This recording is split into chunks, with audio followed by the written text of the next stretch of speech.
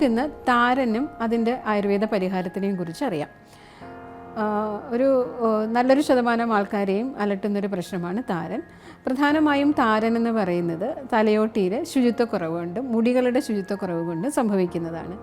താരൻ അതായത് നമ്മുടെ തലയോട്ടിയിൽ എണ്ണയും ഈർപ്പവും കൂടുതൽ നേരം നിന്നിട്ട് ഫംഗസ് ബാധിക്കുകയും അങ്ങനെ അതായത് ചൊറിയുമ്പോഴത്തേനും ഇളകി വരിക, ചിലർക്ക് വളരെയധികം മീൻസ് ചീപ്പ് കൊണ്ട് കോതുമ്പോൾ തന്നെ വളരെയധികം പൊടി പോലെ ഇളകി വരുന്നത് കൊണ്ട് അത് വളരെ മൈൽഡായിട്ടുള്ളതുമുണ്ട്, സിവിയർ ആയിട്ടുള്ളൊരു കണ്ടീഷനുമുണ്ട്. മൈൽഡായിട്ടുള്ളതെന്ന് പറഞ്ഞാൽ നമ്മൾ ഒരു സ്കിന്നിൻ്റെ ഒരു സെക്രീഷൻ കൂടുന്നത് കൊണ്ടും ഒരു ഡെർമറ്റൈറ്റിസ് അവിടെ ഒരു ചെറുതായിട്ടുള്ളൊരു ഇൻഫ്ലമേഷൻ വരുന്നത് കൊണ്ടൊക്കെ വരുന്ന പ്രശ്നമാണ്. ചില അവസ്ഥകളിൽ സോറിയാസിസ് പോലുള്ള കണ്ടീഷൻ, സ്കാൽപ്പ് സോറിയാസിസ് പോലുള്ള കണ്ടീഷൻ ആവാനും സാധ്യതയുണ്ട്.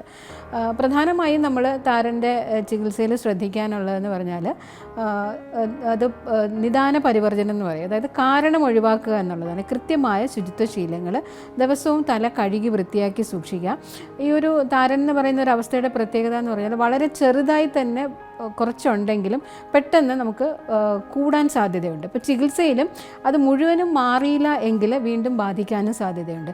ചില ആൾക്കാരിൽ താരൻ നമ്മുടെ രോമകൂമകളിൽ നിന്നും നെറ്റിയിലേക്ക് ബാധിക്കാനും പുരികത്തിലേക്ക് ബാധിക്കാനും കൺപീലികളിലുമൊക്കെ ബാധിക്കാനും സാധ്യതയുണ്ട്. അത്തരം അവസ്ഥകളിലേക്ക് എത്താതിരിക്കുന്നതിന് തുടക്കത്തിലേ തന്നെ ശ്രദ്ധിക്കുക. ശുചിത്വശീലങ്ങളിൽ നമ്മൾ ശ്രദ്ധിക്കേണ്ടത് താരൻ രോഗമുള്ളവർ, അതായത് ഒരാളിൽ നിന്നും മറ്റൊരാളിലേക്ക് പകരാനും സാധ്യതയുണ്ട്.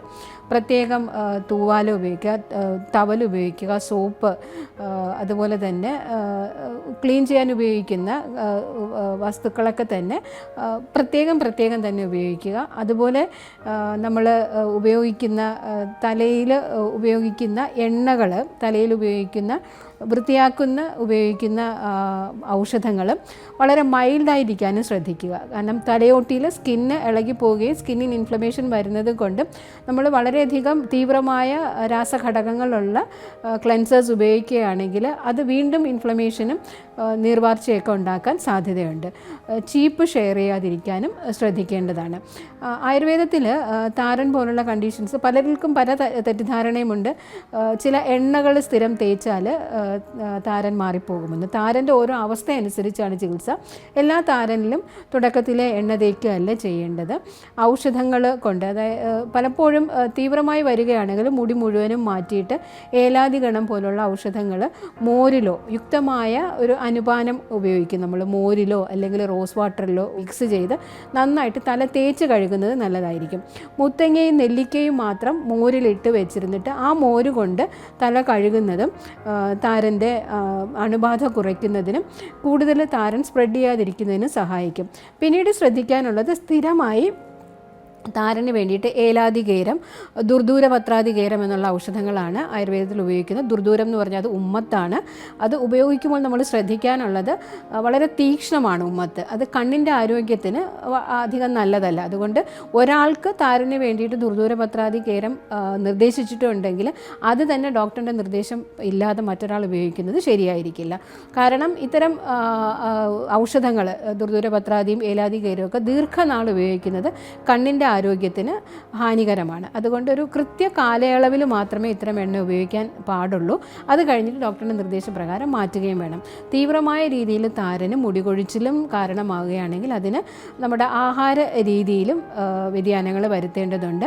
എണ്ണ തേച്ച് കഴിഞ്ഞാൽ കഴുകിക്കളയുന്നതൊരു ശീലമാക്കുക. എണ്ണ തേച്ച് തലയിൽ അധിക നേരം ഇടുന്നതും കുളി കഴിഞ്ഞിട്ട് തലയോട്ടിയിലും തലയിലും എണ്ണ തേച്ചിട്ടിട്ട് പുറത്തേക്ക് പോയി അന്തരീക്ഷത്തിലെ പൊടിയും പടലങ്ങളും ഒക്കെ ഏൽക്കുന്നതും താരൻ്റെ അണുബാധ കൂടുന്നതിനും താരൻ വർദ്ധിക്കുന്നതിനും കാരണമാകുന്നു. അതുകൊണ്ട് എണ്ണ തേച്ച് കഴിഞ്ഞിട്ട് ശ്രദ്ധിക്കാനുള്ളത് തലയോട്ടിയിൽ മുഴുവൻ എണ്ണ തേച്ച് പിടിപ്പിക്കുക. യുക്തമായ ഔഷധങ്ങളോ ഔഷധ ചൂർണ്ണങ്ങളോ കൊണ്ട് നന്നായി തേച്ച് കഴുകുകയും വേണം. ശുചിത്വശീലങ്ങൾക്ക് തന്നെയാണ് താരൻ നിയന്ത്രിക്കുന്നതിനും ചികിത്സയ്ക്കും വളരെ പ്രാധാന്യമുള്ളത്.